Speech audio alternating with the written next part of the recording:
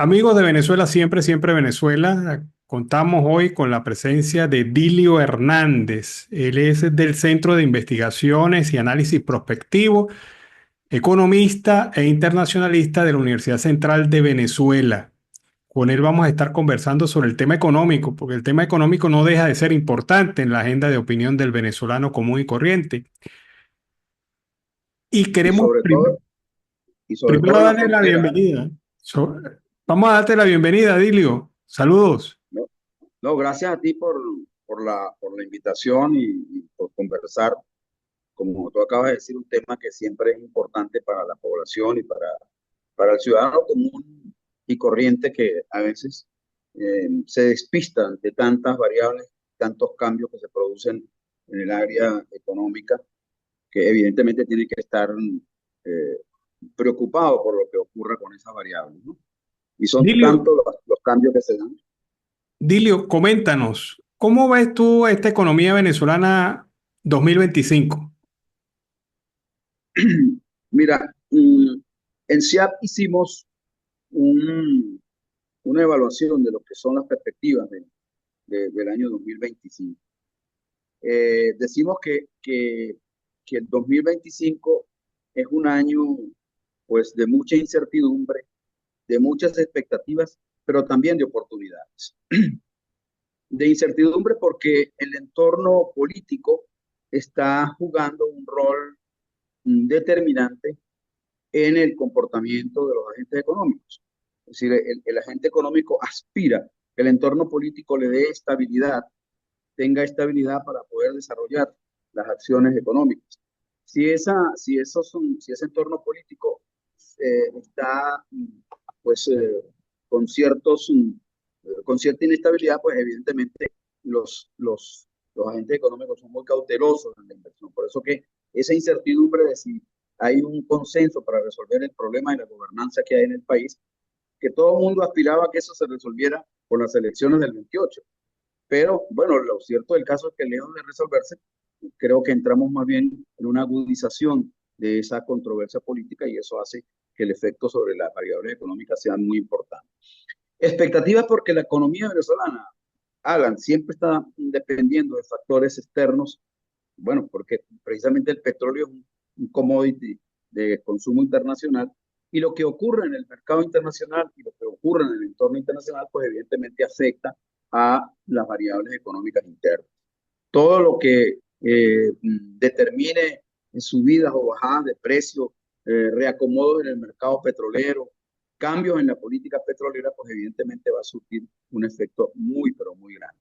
Y lamentablemente quizás para Venezuela la dependencia que tenemos de los propios Estados Unidos aún sigue siendo muy grande.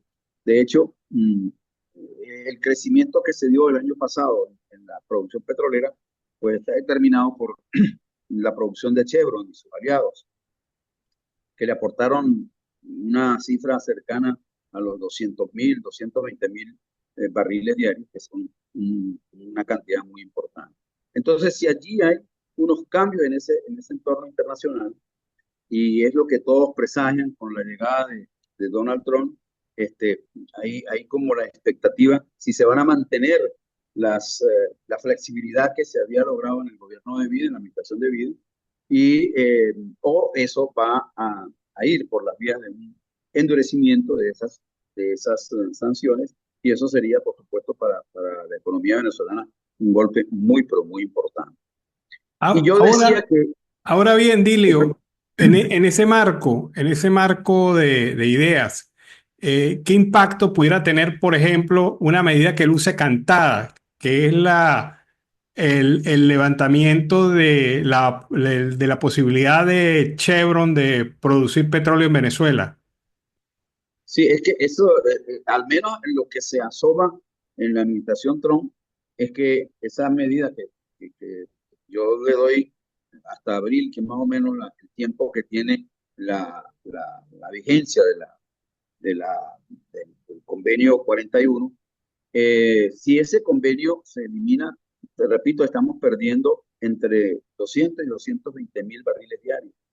Eso significa una reducción aproximadamente de unos 3.000 a 4.000 millones de dólares en el ingreso nacional. y pasaríamos de producir 900.000 barriles diarios, restaríamos 200, y eso te colocaría la producción nuestra en alrededor de 700, 650, 700. Y las exportaciones, por supuesto, caerían en niveles entre 500 y 600, que las fuentes de ingresos precisamente están allí. Entonces, una reanudación de las sanciones y una eliminación del trabajo de Chevron va a ser muy dura para la economía venezolana. Y de hecho, en el análisis que hacemos en CIAP, que lo dividimos en dos escenarios, un escenario de agudización precisamente de las sanciones, de agudización de la crisis de gobernabilidad. En ese escenario, la reducción petrolera va a significar un golpe fuerte al PIB que nosotros presagiamos que vamos a tener posiblemente un periodo de recesión económica muy importante y quizás el crecimiento del PIB en Venezuela apenas pueda llegar a menos de 1%. Pues. Eso es lo que está, como se dice, servido sobre la mesa si estas medidas que están no anunciadas formalmente, pero sí informalmente, pues pudieran tener un impacto muy duro en el resto de la economía, porque no hay que olvidar que el petróleo sigue siendo el que aporta entre el 90 y 95% de las divisas que le ingresan al país. Si tú le restas a eso una cifra como la que te acabo de dar, pues evidentemente vas a tener menos recursos, no solamente para cubrir las necesidades internas, sino para cubrir las importaciones y podríamos otra vez entrar. El año pasado, en la balanza comercial nuestra, cerró en positivo, pero porque hubo una reactivación de la industria petrolera importante, cerca del 20-25%. Eso significaría que si esas medidas se hacen real, estaremos hablando de una reducción importante en el flujo de divisas y eso trae como consecuencia una reducción de las importaciones también en forma importante. Nosotros estimamos que las exportaciones van a caer por lo menos de un 15, 16 mil millones a menos de 11 mil millones si esas sanciones se dan. Y los ingresos petroleros apenas llegarían entre 9 y 10 mil millones, por lo tanto el déficit está, como se dice, tú cantado. Bueno, Dilio, el ciudadano común y corriente, aquel que está en la calle pateando, como dice la gente, esa persona no pudiera pensar que Venezuela caería más bajo, pero por las perspectivas económicas que se proyecta, vamos más abajo aún. ¿Cómo le dirías tú, cómo le explicarías tú este escenario a un ciudadano común y corriente? A ver, mira, Alan, el año pasado la economía creció moderadamente, entre 3,5 y 4%. Depende de la lupa con la que tú comiences a analizar o el analista que la está analizando. El gobierno estima que ese crecimiento estuvo por el orden del 8%. Pero cualquiera de las cifras que tú tomes, entre 3 y 8, pues significa que había un crecimiento moderado. Moderado digo porque nosotros tenemos alrededor de 10 años con un PIB que ha descendido cerca del 70-80%, y eso, por supuesto, cuando uno crece 3%, pues no desde el punto de vista económico, eso es un crecimiento muy marginal. Pero necesitaríamos como 30 años para llegar siquiera al nivel de producción, de indicador del PIB del año 2000.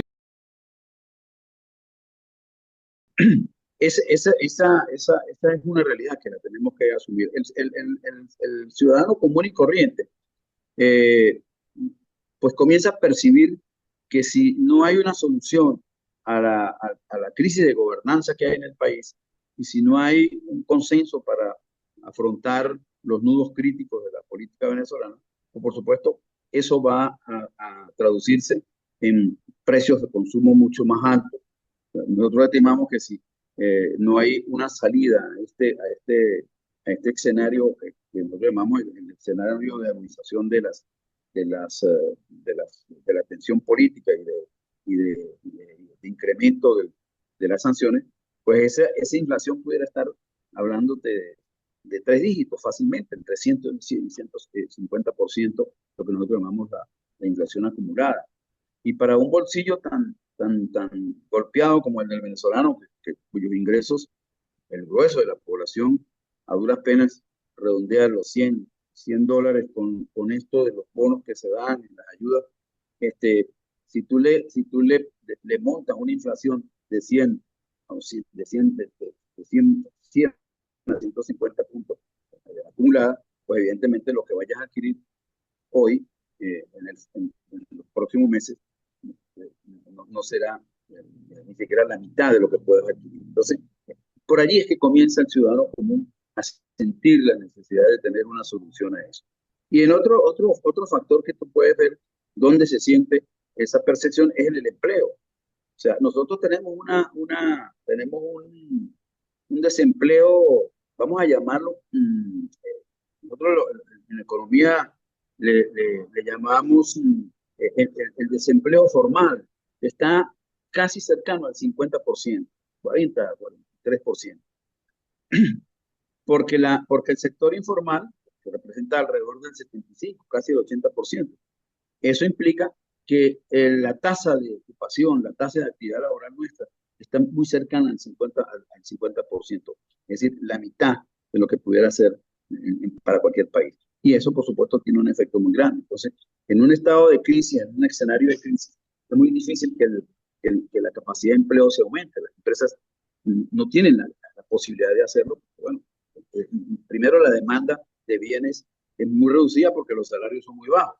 Y si tú no tienes demanda, pues de nada te sirve producir mucho, porque no tienes salida a esa producción. Entonces, el empleo es uno de los elementos en el que tú ves con mayor fuerza lo que ocurre en el país. Y por eso, bueno, tú ves que la gente busca emigrar, porque, bueno, al no tener posibilidades de emplearse, busca salida, y las salidas son ver si en otros países puede resolver el problema del desempleo que hay en el país. Y repito, una informalidad tan alta, pues también es un problema porque el trabajador informal pues no tiene ningún tipo de protección social.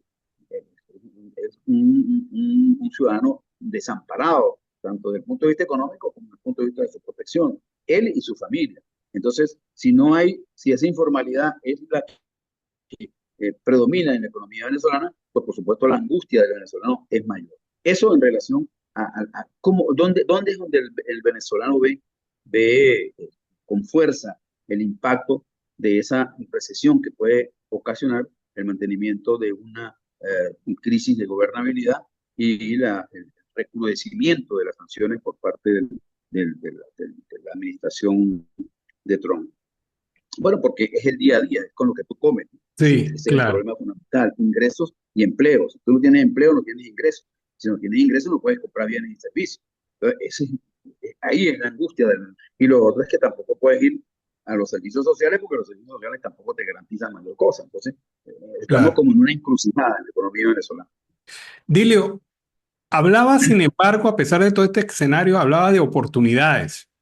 ¿Qué oportunidades existe en el marco del año 2025? Mira, nosotros pensamos que si se lograra tener un acuerdo, un consenso político para resolver el problema de la gobernanza, al tú resolver el problema de la gobernanza, posiblemente eh, el entorno internacional también va a responder en forma positiva.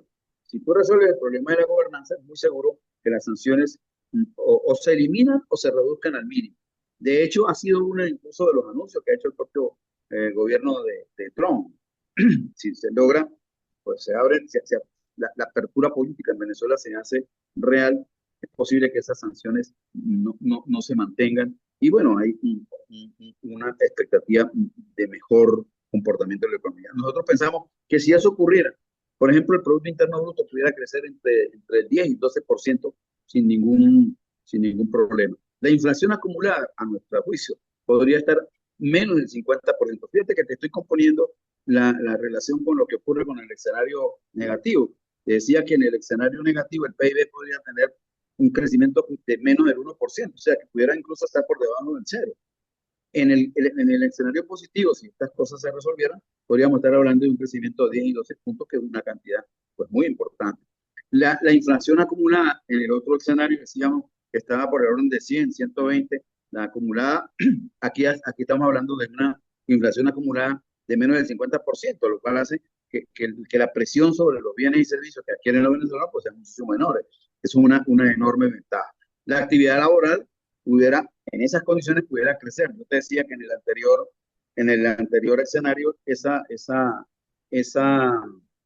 actividad laboral era de aproximadamente un 50%, que quizá la gente no lo ve muy, no lo visualiza, pero eso quiere decir que la mitad de la población que tienes activa trabajando es la que realmente está empleada. Bueno, si esto se pudiera mejorar, podríamos tener una tasa de actividad laboral por encima del 55%, que comenzaría a parecerse a las viejas tasas laborales de hace 10, 15 años. La informalidad, por ejemplo, podría también reducirse, porque si tú tienes unas expectativas de crecimiento importantes, tendrías que la gente tendería a formalizar sus empresas y podríamos tener una reducción de unos 10, 15 puntos en la informalidad. Estaríamos hablando de unos 60 puntos de población ocupada allí, lo cual ya sería un éxito desde el punto de vista económico. La Bueno, desocupación también bajaría muchísimo. Nosotros hablábamos de una desocupación que está por encima de casi el 50%, y aquí tendríamos una ocupación por el proceso de reactivación mayor al 40%. Es decir, tenemos allí un componente, las exportaciones. Si tú con este escenario tú logras mantener que Chevron, por ejemplo, siga produciendo, es posible que puedas producir diariamente entre 1 millón y 1.250.000 en el corto plazo. Eso significa una cifra importante de recursos ya sumada a la que habías adquirido en el año 2024. Eso te daría unos ingresos petroleros del orden de los 20 a 21 mil millones de dólares, que sumado a unos ingresos que pudieran venir del sector no petrolero, que dentro de este esquema de reactivación podría aportar unos 3 mil millones de dólares, estaremos hablando de 24 o 25 mil millones de dólares que podrían ser invertidos en la reactivación de la economía y, por supuesto, en el bienestar de la población, ¿no? Ese es más o menos el escenario que está allí planteado en cualquiera de las dos alternativas que tomemos. Lo que uno quisiera es que llegáramos a un consenso para entrar en el escenario 2, que es el que le conviene al país. Estamos tratando que se pueda dar en el año 25. bueno, Dilio, muchísimas gracias. Son dos alternativas, una encrucijada, dos caminos. Vamos a ver qué camino se escoge en Venezuela. Muchísimas gracias por haber estado en el programa. No, gracias a ti por la invitación y bueno, siempre a la orden, Alan.